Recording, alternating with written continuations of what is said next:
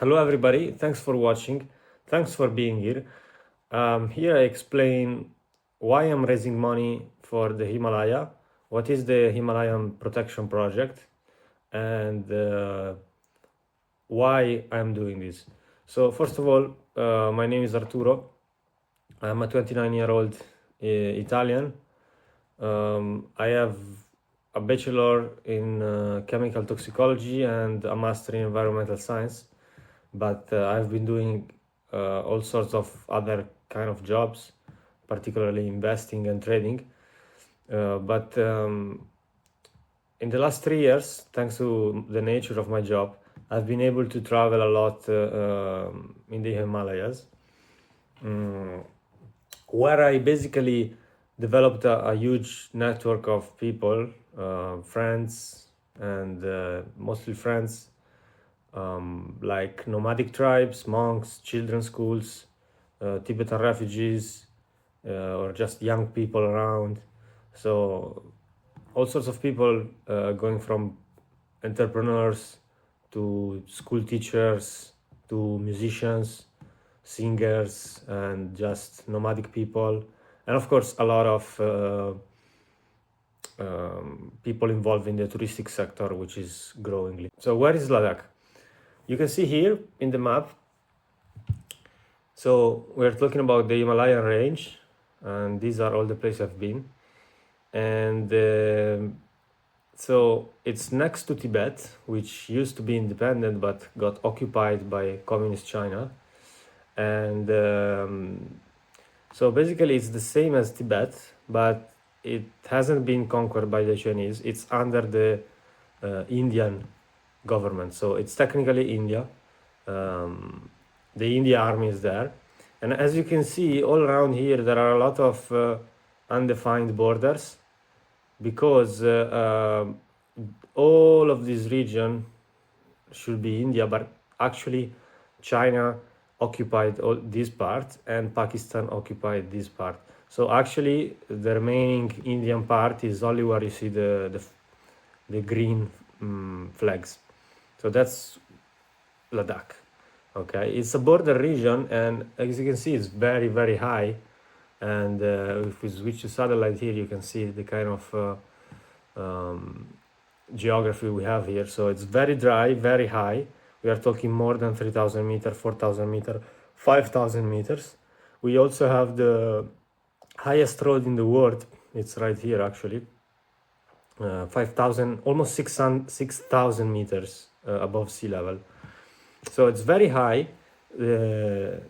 Because of that, it's very dry, and not a lot of rain.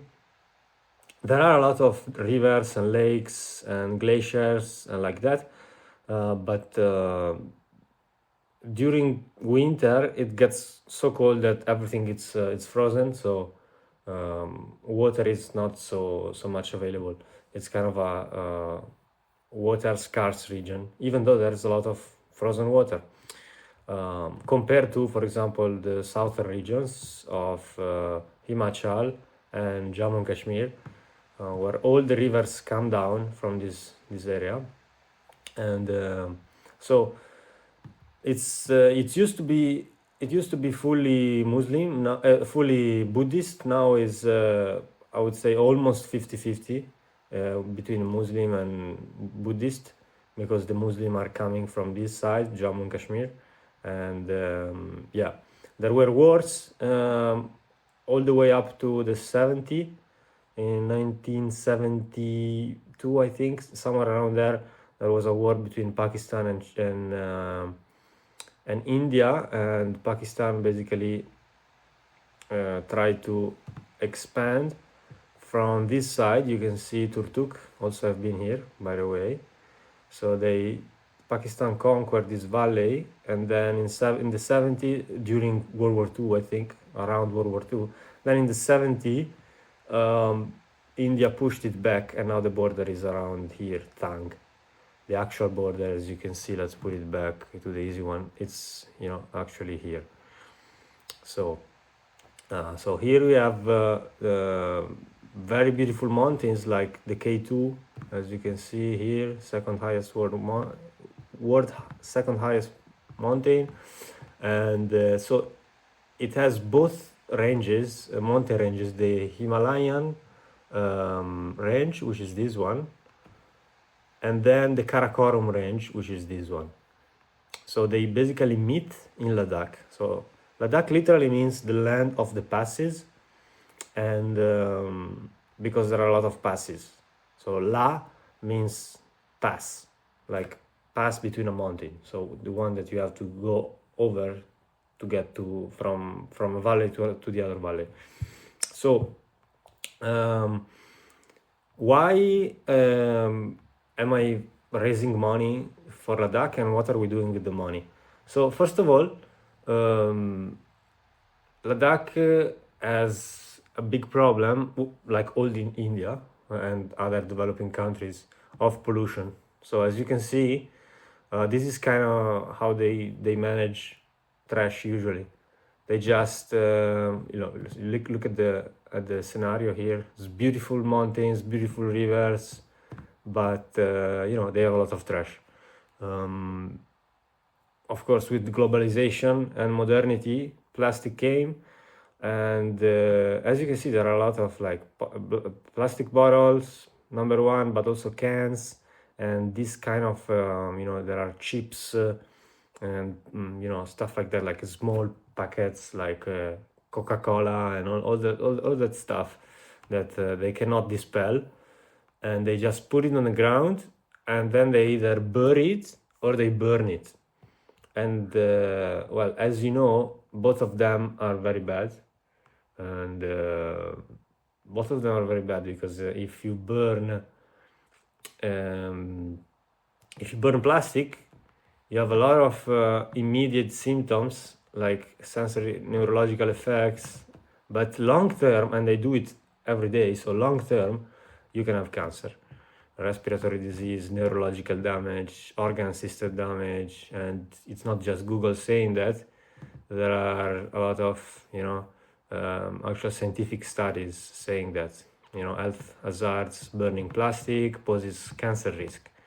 And again, PubMed, derivatives of plastic as potential carcinogenic factors, and then you have microplastic exposure, impact on lung cancer.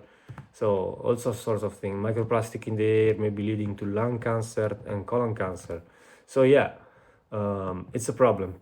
There is a lot of pollution, and so this would be one of the objective of the fundraising, and the funds will be given to people who actually go out and collect the trash, and then since it's in a very remote region, as you can see, for example, these places up here and these places up here are very remote. You need to bring it down, and you need a vehicle, and you need to put all the plastic, all the trash on a vehicle. You need a driver, you need gasoline, and you need to bring it back to the town, and then bring it down to a place where the plastic either gets recycled or it gets burned, but in a controlled way, like with high temperatures and with some filters on the fumes coming out, and with high chimneys so that people don't breathe these fumes. So that's cause number one. Cause number two, so you can read the whole thing here. So you can see this is one of the main objective of this campaign. So trash removal and disposal, and hopefully recycling. But to be honest, let's be honest, there's almost zero recycling facilities in this area, and also like in this area, like you have to probably go down a lot, and we're not sure if that's economically feasible. But we can at least store the plastic in some way and do something better than just this and then burning it on the side of the road, because like most of the Indian people do that. It's not just the Ladakh area, it's all India, or most of India do that. They do it in Kashmir, for example, and it's very bad. So next, first let's go through what's going on in Ladakh. So there have been some protests. So let me get you to the actual article here. Here it is.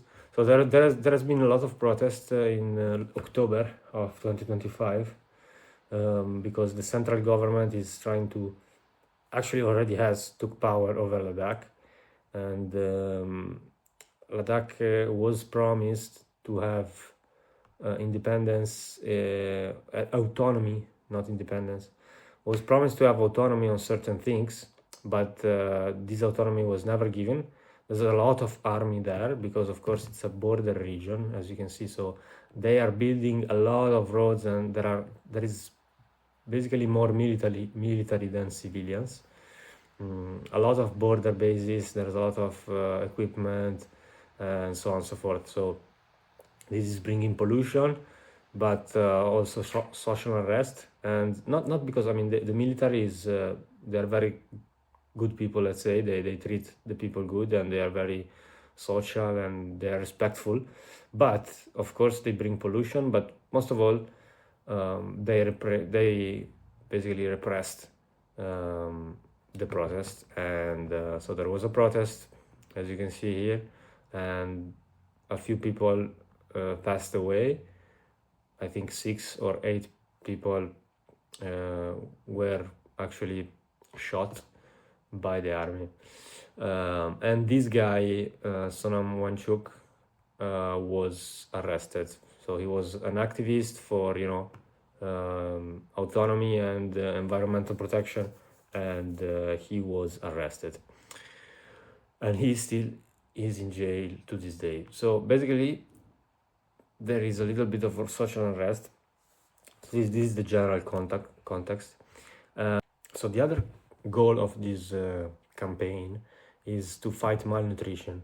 So unfortunately, being such a remote region, they cannot grow so many vegetables. But that's not the main problem, I would say. The main problem, because I mean they are used to live there, so they can grow some grain and some vegetables. They grow vegetables during summer, and then they store those vegetables throughout the winter. The problem is that with modernity and globalization coming and tourism, there are a lot of shops, even in remote places, that have like industrial products like chips, low quality chips, and chocolate bars, Kit Kats, and what's the other one? Sneakers, all these chocolate things, sugary things.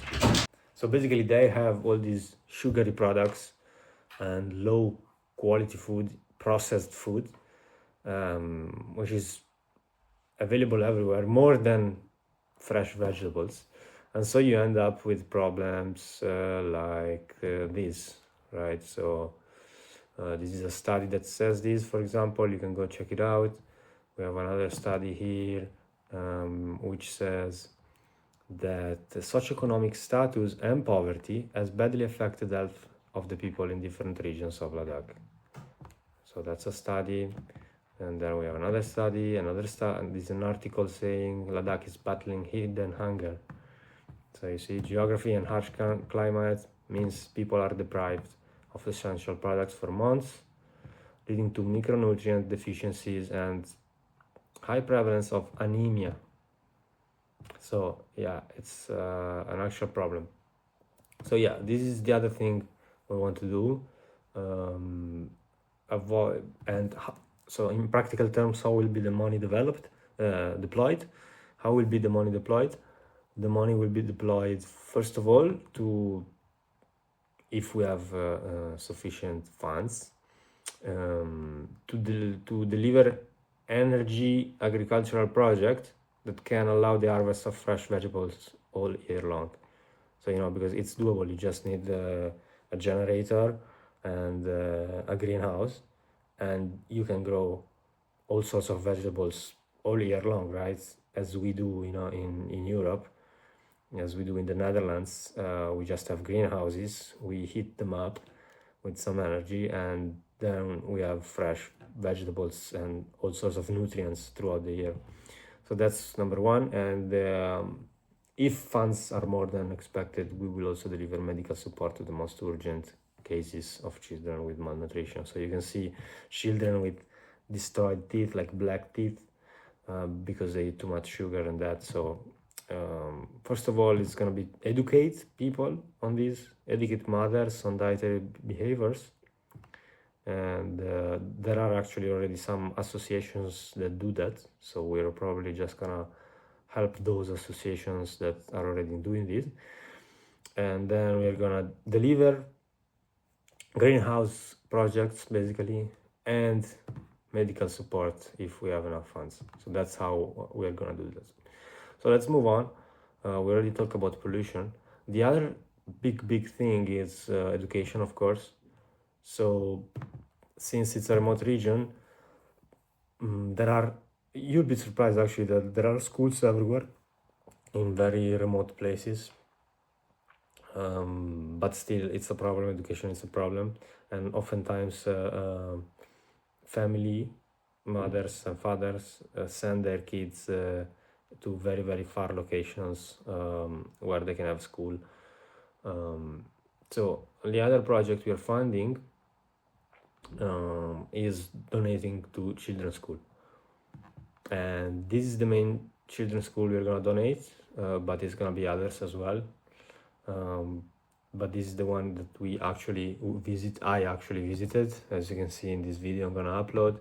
So I visited the school. You can see here, this is the school founder.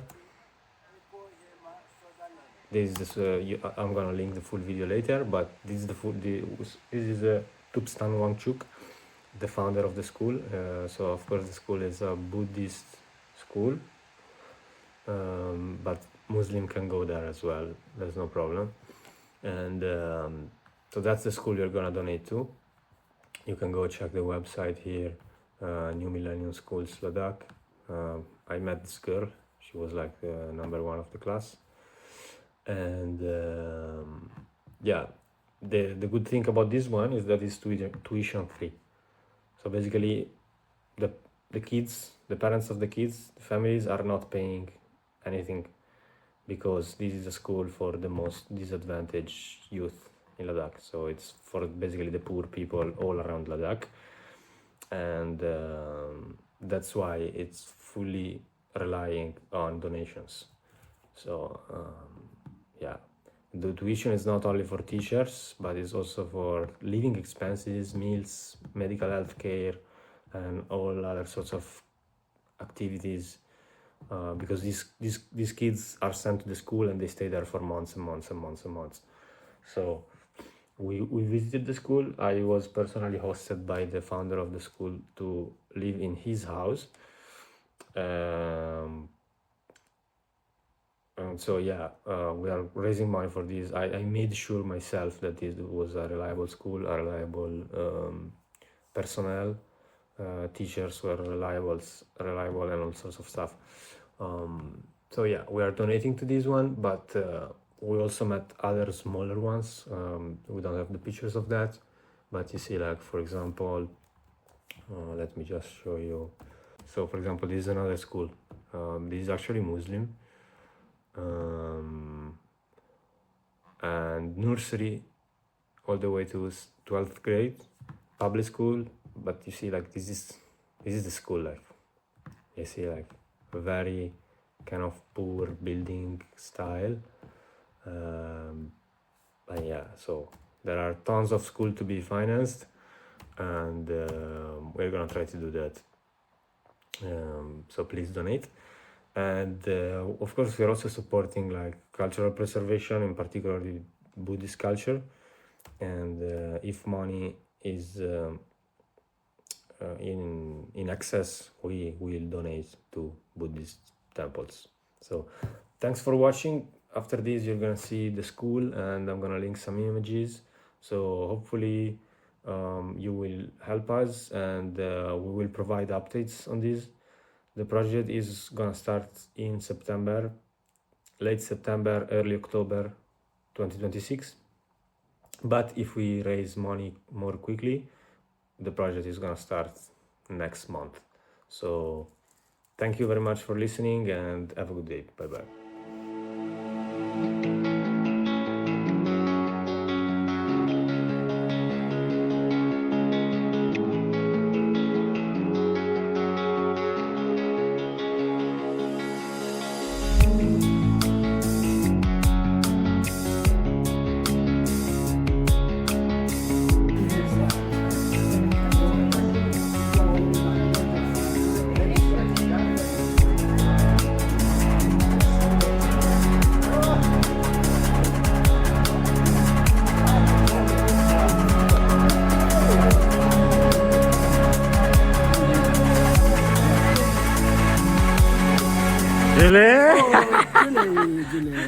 This all world. Yeah. All world see. Oh. Italy also. Italy. Hey, say Ciao. hi. Ciao. Ciao. Bravo. Chile. Welcome. We are visiting a school. Yes. It's from to Swiss Eco Hema sponsors. Ciao. New Millennium Children's School. Sponsored by Eco Hema Sutherland. And please donate. Yeah, it's made in the 2000 July 18 we start this foundation. Then now it's 25 years ago. Acha. His good support in Ekohema. Many thank you. Ciao. Ciao. Thank you, Chile. Say hi. Hey. Welcome to New Millennium. As you can see, the New Millennium small bakery over here. They have ovens.